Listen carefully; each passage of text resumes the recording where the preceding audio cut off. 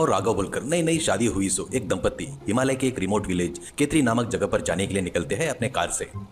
तब राघव मीरा से, क्या मीरा तुमको विजिट करने के लिए दूसरी कोई जगह नहीं मिली क्या? कहीं तो भी कोने में केतरी में ले जा रही हो। मैंने सोचा पहली बार बोल रही हो शादी के बाद इसलिए आ रहा हूँ, पर मुझे अभी भी पसंद नहीं है मीरा करके कहता है। तो मीरा, अरे क्यों राघव, तुम बात बात पर कभी भी फॉरेन टूर्स और कहीं भी जाने को देखते हो, पर इंडिया में बहुत सारी जगह है और वो भी हिमालय में बेस्ट प्लेसेस है। मैंने सब पता करके ही बुक किया है। तुमको ये बात पता है क्या? केतरी गाँव बहुत ही रिमोट विलेज है, उसको दूसरी दुनिया से कोई भी संबंध नहीं है। पैसा रहता है पर नेचर के पास ही रहता है। वहाँ पर मेरी फ्रेंड 10 जोन है, वही सब देख लेगी अपने रहने के लिए। तुम मुझे डराओ मत और तुम भी डरो मत प्लीज करके कहती है। तो राघव, अरे हाँ मेरी माँ तेरी मर्जी, तूने बोली इसलिए ले जा रहा हूँ, ठीक है ना करके दोनों बातें करते हुए कार से जा रहे थे।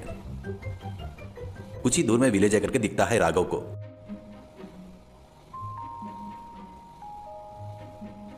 तो राघव मीरा से, मेरा तुम्हारे सपनों की दुनिया बहुत करीब है, देखो वहाँ पर आर्च दिख रहा है ना विलेज का करके कहता है। वो देखकर मीरा, हे यस आ गया केतरी के नजदीक आ गए अपन, थैंक यू राघव कहते हुए बहुत खुश होती है।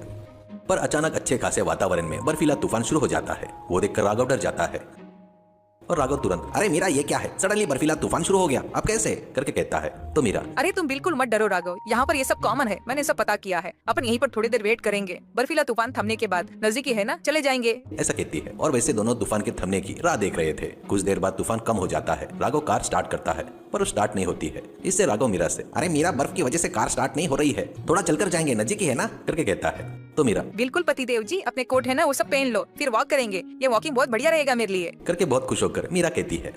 अब राघव और मीरा पैदल चलने लगते हैं। कुछ दूर जाते हैं पर वहाँ जिधर देखो उधर बर्फ से ढका हुआ जगह के अलावा उनको विलेज नहीं दिख रहा था। इससे राघव मीरा से, अरे मीरा अपन लोग भटक गए लगता है, अब क्या करेंगे करके कहता है। तो मीरा, हाँ राघव बहुत नजदीक है करके सोच रही थी, पर हम लोग सडनली रास्ता कैसे भटक गए, अब क्या करेंगे कहते हुए चारों तरफ देखती है। राघव थोड़ा गुस्से से, अब क्या करेंगे मुझे पूछ रही हो क्या? देख अब जब बर्फ गिरती है ना तब क्या करते हैं वीडियो में देख करके कहता है। तो मीरा, अरे पतिदेव जी गुस्सा मत हो, देखो वहाँ दूर पर एक गुफा है ना, वहाँ पर कुछ देर स्टे करेंगे, अपने को कोई भी मदद मिलेगी ऐसा कहती है। पर राघव को समझ में नहीं आता, पर वो मीरा को फॉलो करने के अलावा वो कुछ नहीं कर पाया। ऐसे दोनों गुफा के पास पहुंचते हैं। गुफा बहुत ही बड़ा था। मीरा चारों ओर देखती है तो मीरा को वहाँ जमी हुई मछलियाँ, कवर बाउल और कोई तो भी आदमी लोग वहाँ पर रुके थे ऐसा दिखता है।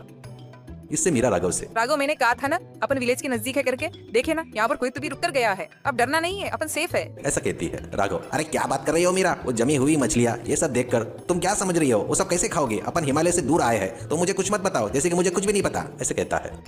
मीरा, अरे गुस्सा मत हो, तुम जाकर लकड़ियाँ वगैरह कुछ तो भी है तो लेकर आओ जमा करके, ठीक है ना, मैं बताऊंगी क्या करना है करके बोलती है। तब राघव बगैर कुछ बोले लकड़ियां लेने के लिए जाता है। कुछ ही देर में लकड़ियां लेकर आता है। मीरा वो लकड़ियां सभी एक जगह पर जमा करके आग लगाना शुरू